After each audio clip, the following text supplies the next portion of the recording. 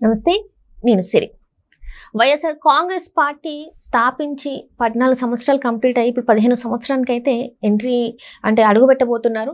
మరి వైఎస్ జగన్మోహన్ రెడ్డి గారు ఏం సాధించారు ఈ 14 సంవత్సరాలలో? 5 సంవత్సరాలుగా ముఖ్యమంత్రిగా ఉన్నారు ఏపీ రాష్ట్రానికి. ఆ తర్వాత మరి ఏపీ రాష్ట్రంలో 5 సంవత్సరాలు ఉండి ఏ అభివృద్ధి చేశారు? మళ్ళీ కూడా ఇప్పుడు 2.0 అంటున్నారు. మరి ఎలా ఉండబోతుంది ఏంటి? అసలు నిజంగానే ఏపీ ప్రజలు జగన్మోహన్ రెడ్డి గారిని మళ్ళీ ఇంకొకసారి పీఠం ఎక్కించే అవకాశం ఉందా లేదా? ఇలాంటివి చాలా కూడా ఉన్నాయి. సో మరి 14 సంవత్సరాల ఈ లైఫ్ టైంలో ఏమేమి చేశారు ఏంటి అనేది మనకు తెలియజేయడానికి మనతో పాటు ఉన్నారు ప్రముఖ రాజకీయ విశ్లేషకులు రాజా సప్పసాని గారు. నమస్కారం సార్. సార్, ఇప్పుడు చూస్తుంటే వైఎస్ఆర్ కాంగ్రెస్ పార్టీ 14 సంవత్సరాలు కంప్లీట్ చేసుకొని 15 సంవత్సరాలకు అడుగు పెట్టింది. ఈ 14 సంవత్సరాల్లో 5 సంవత్సరాలు మాత్రం ఏపీ రాష్ట్రానికి జగన్మోహన్ రెడ్డి గారు ముఖ్యమంత్రిగా ఉన్నారు. కానీ ఎంత మెజారిటీతో అయితే ఇచ్చారో ప్రజలు, మళ్ళీ అంతకన్నా చాలా 11 స్థానాలకు మాత్రమే పరిమితం చేశారు అక్కడ ప్రజలు. అంటే దీంతో మరి అక్కడ జగన్మోహన్ రెడ్డి గారికి వ్యతిరేకత ఎక్కువ అని అనుకోవచ్చా? మరి ఇలా సార్ ఇప్పుడు మరి 15 సంవత్సరంలోకి అడుగు పెట్టారు. ఇంకా ముందు ఇంకోసారి ఏమంటున్నారంటే 2.0 వస్తుంది, 30 సంవత్సరాలు మేము వేలే అవకాశం ఉందన్నట్టు కూడా చెప్తున్నారు. సో దీని మీద మీ స్పందన ఏంటి సార్? జగన్మోహన్ రెడ్డి గారు రాజకీయ రంగ ప్రవేశం 2009 మే నెలలో జరిగిన పార్లమెంట్ ఎన్నికల ద్వారా జరిగింది. కడప నుంచి లోక్సభకి ఎంపిక కావటం ద్వారా ఆయన రాజకీయ ప్రస్థానం మొదలైంది. ఆ తర్వాత 2011 మార్చిలో ఈలోగా వాళ్ళ నాన్నగారు కాలం చేయటం, ఆ కాలం చేసిన ప్రత్యేక పరిస్థితుల్లో రాష్ట్ర ముఖ్యమంత్రిత్వం తనకే కట్టబెట్టాలి అని చెప్పని కాంగ్రెస్ పార్టీలో వర్గ రాజకీయాలకి తెరలేపటం. ఈ నేపథ్యంలో కాంగ్రెస్ అధిష్టానం ముందుగా రోసయ్య గారిని, తర్వాత కిరణ్ కుమార్ రెడ్డి గారిని ముఖ్యమంత్రిగా ఎంపిక చేసుకునే నేపథ్యంలో కిరణ్ కుమార్ రెడ్డి గారు ముఖ్యమంత్రిగా బాధ్యతలు చేపట్టిన తర్వాత ఇక కాంగ్రెస్ పార్టీలో మనకు అవకాశం ఉండదులే అనే ఉద్దేశంతో తాను కాంగ్రెస్ పార్టీతో విభేదించి బయటకు వచ్చి వైఎస్ఆర్ కాంగ్రెస్ పేరిట తన సొంత పార్టీని పెట్టుకున్నారు. 2011 మార్చి 12వ తారీఖు రోజు. అంటే ఇక్కడ తన సొంత పార్టీని పెట్టుకున్న తర్వాత కూడా, అంటే తను సొంతంగా పార్టీ పెట్టుకోవడానికి ముందే ఆయన లోక్సభ సభ్యుడిగా ఎన్నికై ఉన్నారు. తన సొంత పార్టీ పెట్టుకున్న తర్వాత కాంగ్రెస్ పార్టీ ద్వారా సంక్రమించిన లోక్సభ సభ్యత్వానికి రాజీనామా చేసి తాను తన తల్లి ఇరువురు కూడా మళ్ళీ తిరిగి ఎన్నికల్లో పోటీ చేసి తన తల్లి పులివెందుల ఎమ్మెల్యేగా, తన కడప ఎంపీగా మళ్ళీ తిరిగి నెగ్గారు. ఇటువంటి పరిస్థితుల నుంచి 2014లో రాష్ట్ర ప్రధాన ప్రతిపక్ష నాయకుడు, 2019లో రాష్ట్ర ముఖ్యమంత్రి. మీరు చెప్పినట్టుగానే ఇవాళకి 14 సంవత్సరాల కాలం పూర్తవుతుంది ఆయన సొంత పార్టీ ప్రస్థానం మొదలై. మనకి ఒక అంశం గుర్తు చేసుకోవాల్సింది ఏంటి అంటే, కోర్టులో ఏదైనా తీవ్రమైన నేరాలకు పాల్పడ్డ వాళ్ళకి యావజ్జీవ కారాగార శిక్ష అంటారు. సహజంగా ఏంటంటే యావజ్జీవ కారాగార శిక్ష అంటే 14 సంవత్సరాలు జైలు జీవితం గడపాలి అంటారు. ఇక్కడ ఒక అంశం గుర్తు చేసుకోవాల్సింది ఏంటి అంటే, ఒక వ్యక్తి జైలుకి వెళ్ళి 14 ఏళ్ళు జైలు జీవితం గడిపి 14 సంవత్సరాల తర్వాత ఆ జైలు ప్రాంగణం నుంచి కాలు బయట పెడితే ఎంత స్వేచ్ఛా వాయువులు పీల్చుకుంటాడో 14 సంవత్సరాల జగన్మోహన్ రెడ్డి గారితో ఉన్న రాజకీయ అనుబంధం తర్వాత ప్రజలు కూడా అదే ఒక్కపోతకు గురయ్యారు. ఒక జైల్లో ఉన్న ఒక్కపోతకు గురయ్యారు. కీలకంగా 2019 నుంచి 24 దాకా ఆయన ఈ రాష్ట్రాన్ని పరిపాలించిన నేపథ్యంలో పాలకుడుగా ఆయన పాలనా సామర్థ్యం ఏంటి, ఆయన శ్రేణులు ఏ విధమైన వ్యవహారశైలి కనపరుస్తూ ఉంటారు, వాళ్ళని ఎంతవరకు ఈయన కట్టడి చేస్తాడు, ఇవన్నీ నిశ్చితంగా గమనించిన ప్రజలు 2024లో జరిగిన ఎన్నికల్లో ఇక జగన్మోహన్ రెడ్డిని భరించడం మన వల్ల కాదు. 2014లో ఆ రోజున వాళ్ళ నాయన కొడుకుగా, వాళ్ళ నాయన అకాల మరణం నేపథ్యంలో ఆ సానుభూతి దృష్ట్యా ఆయనకు అవకాశం దక్కింది. 2019లో ఆయన ప్రచార నేపథ్యంలో ఆయన మీద పెంచుకున్న నమ్మకం, అంచనాల నేపథ్యంలో ఆయనకి ముఖ్యమంత్రి పదవి ఇచ్చాం. 2014-19 మధ్య ప్రతిపక్ష నాయకుడిగా చాలా గంభీరమైన ఆరోపణలు ఆనాటి ప్రభుత్వం మీద చేశారు. అలాగే రాష్ట్ర ప్రజలకి రాష్ట్ర యువతకి ఒక్క ఛాన్స్ నాకు ఇవ్వండి, మీ భవిష్యత్తు తీర్చిదిద్దుదా అని చెప్పని వాగ్దానం చేసే నేపథ్యంలో ఆయనకు అవకాశం కల్పించారు ప్రజలు.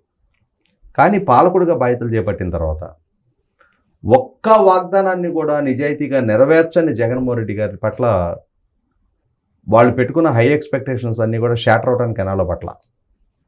ఇటువంటి నాయకుడిని కాదు మనం కోరుకుంది. పదవీకాంక్షతోటి అసత్యాలను సత్యాలుగా భ్రమింపజేసి మన అందరినీ ఒక భ్రమంలో ఉంచి ఆయన అధికారం దక్కించుకున్నాడు. అధికారం దక్కిన తర్వాత ఆయనలోంచి అపరిచితుడు బయటకు వచ్చాడు. అధికారమే లక్ష్యంగా, ఈ రాష్ట్రాన్ని శాశ్వతంగా పరిపాలించడమే లక్ష్యంగా, ప్రజలు తనకిచ్చిన అవకాశమే శాశ్వతం అనే భ్రమంలో ఉండి ఒక విశృంఖలత్వాన్ని ప్రదర్శించాడు. ఆ నేపథ్యంలోనే 2024 ఎన్నికల్లో ఒకనాడు ఇచ్చిన ప్రతిపక్ష హోదా ఇవ్వాల, తర్వాత ఇచ్చిన ముఖ్యమంత్రి పదవి ఇవ్వాలి, ఆయనకి ఎమ్మెల్యే స్థాయికి పరిమితం చేశారు. ఒక రకంగా మాట్లాడుకుంటే ఈ ఎన్నికలకు ముందే తూర్పు పశ్చిమ రాయలసీమ పట్టభద్రుల ఎమ్మెల్సీ ఎలక్షన్స్ జరిగినప్పుడు ఆయన సొంత పులివెందుల నియోజకవర్గంలో కూడా తెలుగుదేశం అభ్యర్థికి మెజార్టీ రావడం జరిగింది. ప్రజలు అప్పటికే ఒక స్పష్టమైన నిర్ణయానికి వచ్చేస్తున్నారు.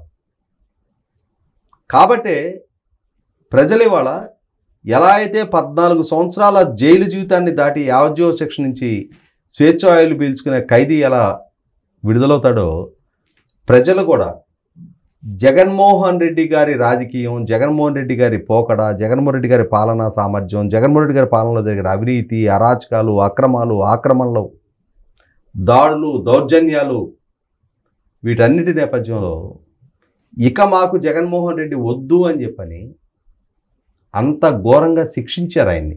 దాన్ని ఓటమిగా కూడా పరిగణించడానికి వీల్లేదు. 2014 నాడానికి 67 స్థానాలతో ప్రతిపక్ష హోదా దక్కింది. ఒక గౌరవప్రదమైన ఓటమి. అది ఎన్నికల్లో ఓడినా కూడా చాలా బలమైన ప్రతిపక్షంగా 175 మంది ఉన్న సభలో 67 మందితోటి ప్రతిపక్ష పాత్ర అంటే చాలా సమర్థంగా తన పాత్ర నిర్వహణకి కావాల్సిన సంఖ్యాబలాన్ని ప్రజలు ఇచ్చారు. 2019లో ఆయన కూడా ఊహించినంత మెజార్టీతో అధికారం కట్టబెట్టారు. కానీ అటు ప్రతిపక్ష నాయకుడిగా ఇటు ముఖ్యమంత్రిగా నిశ్చితంగా గమనించిన ప్రజలు ఈయన ఈ 2 పాత్రలకి సరిపోడు అని చెప్పని ఒక నిర్ణయానికి వచ్చారు. కానీ ఆయన మాత్రం పార్టీకి శాశ్వత అధ్యక్షుడిగా తాను ప్రకటించుకున్నట్టుగానే ఈ రాష్ట్రానికి శాశ్వత ముఖ్యమంత్రి నేనే అని చెప్పని ఆయన భ్రమంలో ఉండిపోయాడు. ఇటువంటి నేపథ్యంలో ఇవాళ ప్రజలకు ఒక స్పష్టత వచ్చింది. జగన్మోహన్ రెడ్డి గారి పాలన పట్ల, ఆయన పాలనా సామర్థ్యం పట్ల, ఆయన వ్యవస్థను హ్యాండిల్ చేసే విధానం పట్ల, అవినీతిని కట్టడి చేసే విషయంలో ఆయన సామర్థ్యం పట్ల, ఆయన చిత్తశుద్ధి పట్ల ప్రజలకు ఒక స్పష్టత వచ్చింది. మన భవిష్యత్తు, మన బిడ్డల భవిష్యత్తు, రాష్ట్ర భవిష్యత్తు తీర్చిదిద్దబడాలి అని అంటే జగన్మోహన్ రెడ్డి ఒక్క క్షణం కూడా అధికారంలో ఉండకూడదని చెప్పిన ఒక స్పష్టతతోటి ప్రజలు చాలా కఠినాతి కఠినమైన నిర్ణయం తీసుకున్నారు. జగన్మోహన్ రెడ్డిని కఠినంగా శిక్షించారు. ఎందుకంటే ఇవాళ జైలు శిక్ష విధించేటప్పుడు కూడా కఠిన కారాగార వాసం అంటారు. సాధారణ కారాగార వాసం ఉంటుంది, కఠిన కారాగార వాసం. అంటే జైల్లో కూడా చాలా స్ట్రిక్ట్గా ఇతని మీద ఆ ఇంప్రెషన్మెంట్ ఇంపోజ్ చేయండి అని చెప్పని న్యాయస్థానం ఆదేశాలు ఇస్తుంది. అలాగే జగన్మోహన్ రెడ్డి గారి పాలన పట్ల కూడా విసిగి వేసారిన ప్రజలు, మోసపోయామన్న నమ్మకంతో ప్రజలు ఒక్క క్షణం కూడా జగన్మోహన్ రెడ్డిని ఇంకా టాలరేట్ చేయటం మా వల్ల కాదు అని చెప్పని అంతటి ఘోరమైన ఓటమి ఆయనకి ఎదురయ్యే పరిస్థితులు కల్పించారు. కాబట్టి ఇప్పుడు జగన్మోహన్ రెడ్డి గారు 14 నుండి 15వ సంవత్సరంలోకి అడుగుపెట్టిన,